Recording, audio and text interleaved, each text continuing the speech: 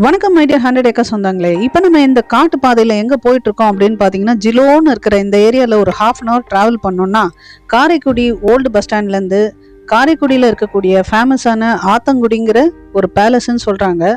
But இது வீடு மாதிரி தான் இருக்குது, பெரிய வீடு. இந்த பெரிய வீட்டை பார்க்குறதுக்கு நம்ம போயிட்டுருக்கோம். இந்த பெரிய வீட்டுக்குள்ளே நுழையிறதுக்கு 50 ருபீஸ் என்ட்ரி டிக்கெட்டாக வாங்குறாங்க. 9 AM to 5 PM. நீங்கள் சப்போஸ் போஸ்ட் லஞ்ச் கிளம்பி அப்புறமா வெயில் தாழ்ந்து வரலாம் அப்படின்னு சொல்லிட்டு ஒரு 5:01 தான் அந்த வீட்டை ரீச் பண்ணுறீங்க அப்படின்னாலும் ஸ்ட்ரிக்ட்லி கேட்டை க்ளோஸ் பண்ணிவிடுவாங்க.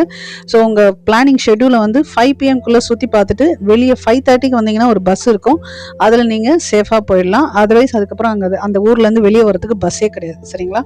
ஸோ அதுக்கேற்ற மாதிரி பிளான் பண்ணிக்கோங்க. இந்த அழகான இந்த வீடு பார்த்தீங்கன்னா கிட்டத்தட்ட 96 வருஷத்துக்கும் மேலாக இருக்கிறதுன்னு சொல்கிறாங்க. கிட்டத்தட்ட 600 ஜன்னல்களும் 64 அறைகளும் கொண்ட ஒரு மிக பிரம்மாண்ட ஒரு பெரிய பங்களான்னு சொல்லலாம். இப்போ நீங்கள் பார்த்துட்டு இருக்க இந்த சீலிங்லாம் பார்த்தீங்கன்னா ஜாப்பனீஸ் ஃப்ளவர் ஒர்க் அப்படின்னு சொல்கிறாங்க. அப்புறம் பெல்ஜியம் கண்ணாடி, பர்மா தேக்குகள், டச்லேருந்து கொண்டு வரப்பட்ட தூண்கள், அப்புறம் இட்டாலியன் மார்பிள்ஸ், அப்புறம் ஆத்தங்குடி டைல்ஸ். ஸோ இந்த மாதிரி பொருட்களை வச்சு தான் இந்த ஒர்க்கை பண்ணியிருக்காங்க. கிட்டத்தட்ட ஒரு சில வருஷங்கள் ஆச்சு இந்த பில்டிங்கை கட்டுறதுக்குன்றாங்க.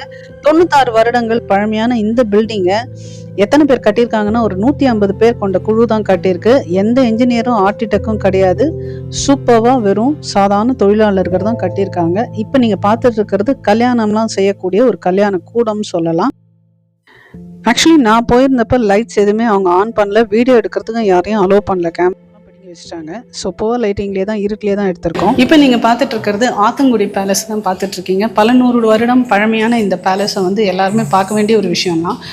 பட் பொதுவான மக்கள் பார்க்குறத விட என்ன கேட்டால் இந்த சிவில் இன்ஜினியர்ஸ், ஆர்கிடெக்ட் இதெல்லாம் படிக்கிறவங்க வந்து ஸ்ட்ரக்சரல் இன்ஜினியர்ஸ் இதெல்லாம் படிக்கிறவங்க இந்த மாதிரி பில்டிங்ஸை வந்து வருஷம் வந்து நீங்கள் அந்த டிகிரியை முடிக்கிற வரைக்குமே அப்பப்போ வந்து விசிட் பண்ணி பார்த்தீங்கன்னா உங்கள் மனசில் ஒரு பில்டிங் கட்டுறோன்றது ஒரு சாதாரண ஒரு பில்டிங் இல்லை, ஒரு மிகப்பெரிய சரித்திரன்றது. இந்த மாதிரி பில்டிங்ஸை, ஹெரிட்டேஜான இந்த மாதிரி பில்டிங்ஸை பார்க்கும்போது கண்டிப்பாக அதை நீங்கள் உணர்வீங்க.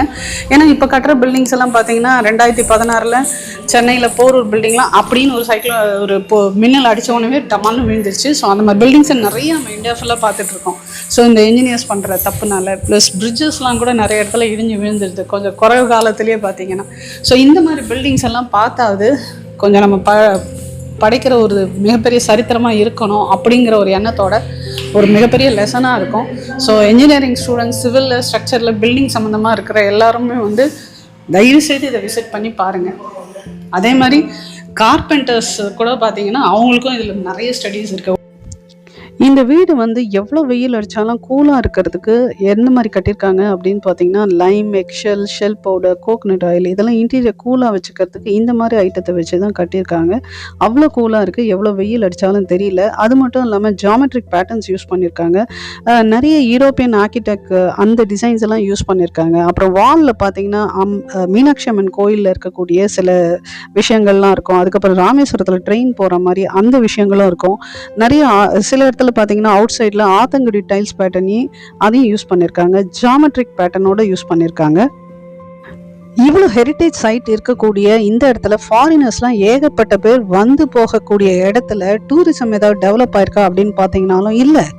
ரோட்ஸ் ஏதாவது நல்லா போட்டிருக்காங்களா அப்படின்னு பார்த்தாலும் இல்லை லோ பட்ஜெட்டில் சுற்றுறவங்களுக்கு எந்த நேரம் ஒரு ஃப்ரீக்வெண்ட்டாக பஸ் இருக்கா அப்படின்னு கேட்டிங்கன்னா அதுவும் இல்லை. 1 hour அந்த மாதிரி பொறுத்து தான் போகிற மாதிரி டைமிங்கில் தான் பஸ் இருக்குது. ஸோ அதெல்லாம் நீங்கள் செக் பண்ணிட்டு தான் இந்த ஊரை சுற்றணும்.